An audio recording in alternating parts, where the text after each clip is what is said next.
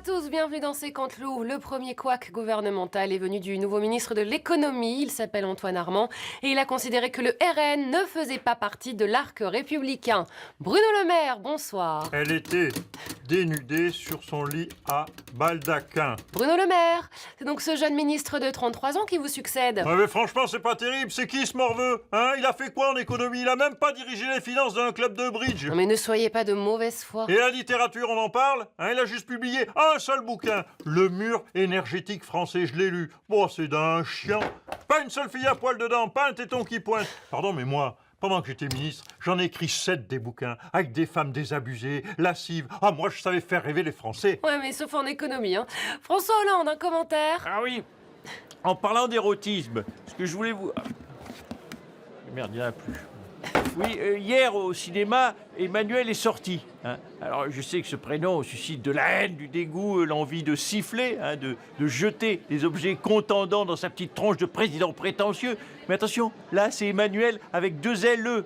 Alors, aidez le cinéma français, faites fi du titre, je sais, c'est dur, mais allez-y. Merci du conseil. On reçoit maintenant Édouard Philippe. Je suis au Havre, je viens d'inaugurer une statue. Ah bah oui, c'est vous, non? Oui, peut-être, enfin ça, c'est un détail. Vous auriez dû mettre votre corps quand même, parce que là, on sent un peu l'arnaque.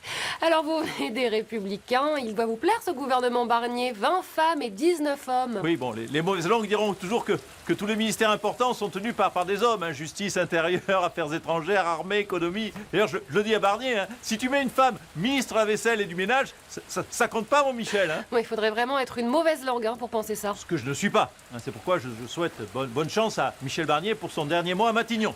Son dernier mois. Oui, non, parce que les mauvaises langues diront qu'il n'a aucune chance de passer le mois d'octobre. Mais je ne suis pas de cela. Je suis avec toi, mon Michel. Comme la statue. Ça fait plaisir d'être soutenu. Sophia Chikirou, la députée insoumise, a donc été mise en examen pour escroquerie aggravée. Et qui dit mise en examen dit Nicolas Sarkozy. Regarde.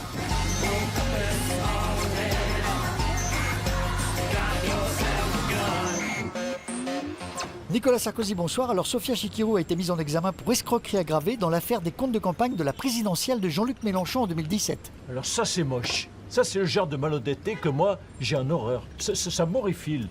Non, c'est horrifie ou horripile. Faut choisir. Oui, ferme ta gueule. Hein. En tout cas, ma campagne à moi, elle était irréprochable. Hein. Malgré toutes les calomnies que j'ai subies, hein, que j'aurais soi-disant financé cette campagne par Kadhafi. Alors que non seulement c'était faux, mais en plus, tenez-vous bien, c'était pas vrai. Oui, mais revenons à Sophia Chikirou qui aurait surfacturé sur sa boîte de communication.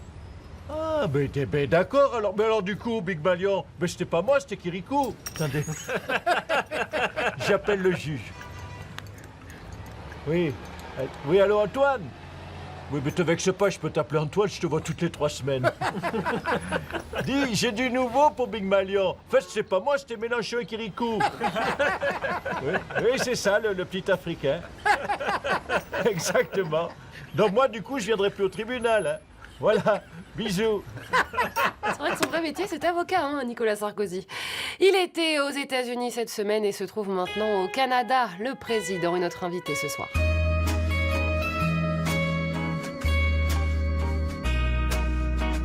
Emmanuel Macron, bonsoir. Vous étiez donc à New York pour un sommet de chefs d'État à l'ONU. Oui, pardon. On est au lit, mais avec le jet lag, on est crevé. Oui, j'étais avec Biden, Lula, Trudeau, là. Je peux vous dire que ça fait du bien de voir des vrais hommes politiques. Parce que juste avant de partir, j'avais vu le gouvernement Barnier. Alors justement, il paraît que vous détestez ce gouvernement et que vous avez dit à des proches « ce n'est pas mon gouvernement ». C'est vrai, c'est vrai. Enfin, je peux pas dire que je les aime pas, je les connais pas. Vous voyez, dimanche, c'était les journées du patrimoine à l'Élysée. Il y avait que des inconnus dans mon bureau. Ben lundi, c'était pareil, que des inconnus. Mais là, ça s'appelait le Conseil des ministres. Oui, mais là, vous êtes au Canada, vous avez un repère. Justin Trudeau, vous le connaissez bien. D'ailleurs, selon la tribune, il serait en chute libre. Oui, d'ailleurs, dès que je suis arrivé au Canada, il m'a offert ça. Sympa, hein? Quand je repense 2017, hein? On était tous les deux avec Trudeau, jeunes, beaux, populaires. Et puis 7 ans après, les gens ne peuvent plus nous supporter. Je crois que la politique, c'est finalement comme l'amour, ça dure pas très longtemps. Mais enfin, qu'est-ce que tu racontes? Hein? Ah oui, non, pardon, sauf nous, Brigitte. Nous, on dure. C'est bien rattrapé. Édouard Philippe, un dernier mot de soutien à Michel Barnier? Bien sûr, je lui souhaite, vous voyez, de réussir sa mission à Michel. Et pourquoi pas même de se présenter en 2027, vous voyez? Bon, les mauvaises langues diront toujours qu'il aura 75 ans et qu'à la fin de son mandat, il sera mais alors très vieux, voire même décédé. mais moi, je dirais jamais ça. Hein. Avec toi, mon Michel, je suis. Quel soutien! On va Nicolas Sarkozy sauver ce gouvernement? Ah ben sûrement pas. Hein. On peut sauver Willy à la rigueur. On peut sauver le soldat Ryan. Sauver Barnier, c'est impossible. En revanche, parfois, on est sauvé par le gong. Fin de l'émission. Allez, salut à tous. T'as vraiment un rire bizarre, toi. T'as jamais pensé à consulter pour ta santé mentale?